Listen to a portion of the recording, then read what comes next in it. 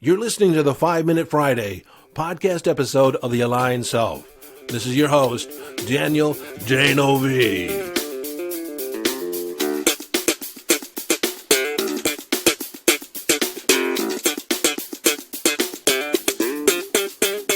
Okay, 5-Minute Friday, a short and concise podcast episode of The Aligned Self, designed to leave you with a question, an idea, a strategy, a tip, a hack, in order to give you greater access to your conscious awareness, evolving your conscious awareness, or give you greater mastery over your mind.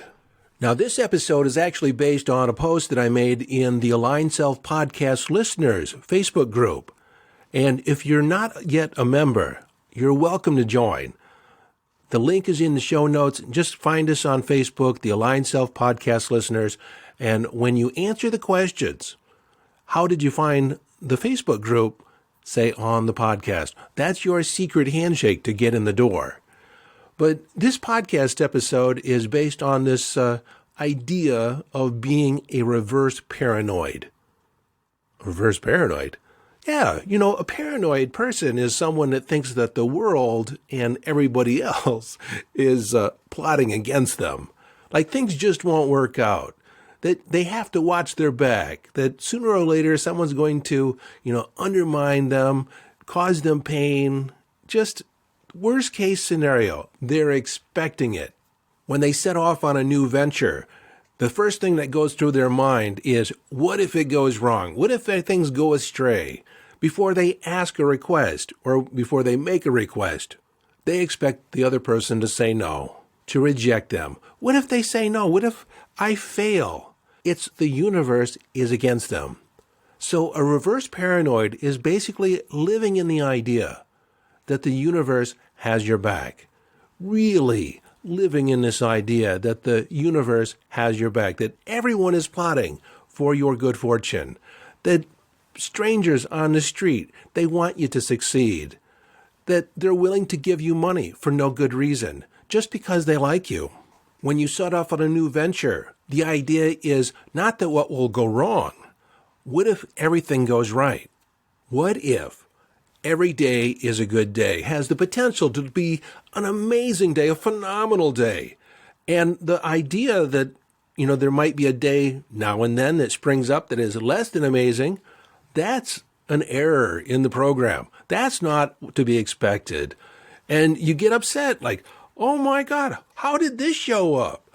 I was expecting a phenomenal day, a masterful day. Instead of saying what a paranoid person would say, which is something like, that's par for the course, or given my luck, no wonder it turned out this way, or something like, it never works out for me, a reverse paranoid would say, bad day, I don't have bad days. This is an exception. This is not part of the program. I wonder, what about this can I turn into something good? What about this can be more amazing? What am I missing here to elevate this experience?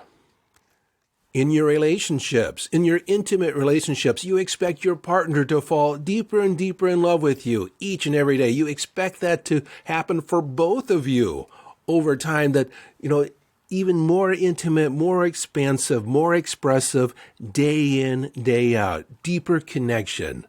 That's what you expect. Now, I use the term reverse paranoid in the topic to get your attention. I would say that the more accurate term is being optimistic. And one of the issues that a lot of people have with being optimistic or overly optimistic is the possibility of disappointment. It's like some people want to prepare themselves for the worst case scenario, so they purposely are not overly optimistic. They're not overly positive, because you all know that the other shoe could drop, things might not work out. Well, in this idea of being a reverse paranoid, you proceed as if everything is going to work out, and if things don't work out, you just handle it as it comes up and view it as a temporary glitch, a little bump in the road, a momentary lapse, that you're just something to get through on your way to the fulfillment of your desires. When you throw out an intention to the universe, You expect it to show up. You demand that it shows up. And if it doesn't show up, you wonder, how do I need to adjust my vibration in order to be more receptive?